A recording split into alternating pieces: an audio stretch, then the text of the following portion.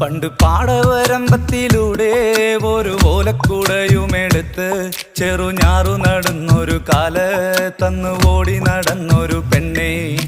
കയ്യിൽ കരിവളയിട്ട് കണ്ണിൽ കൺമഷി കൊണ്ടുവരച്ച് പിന്നെ വാർമോടിയൊക്കെ വിരിച്ച് നല്ല ചേലുള്ള പാവാടയിട്ട് ആ തോട്ടോരത്തുള്ളൊരു കൈതോലക്കൂട്ടത്തിനോരത്തു നിൽക്കണ ഒരാൾ മരത്തിൻ ചോട്ടിലിരിക്കണ ദേവിക്കു ചാർത്തുവാൻ പൂവുകൾ കൊണ്ടുപോയോ പെണ്ണെ, പൂവുകൾ കൊണ്ടുപോയോ.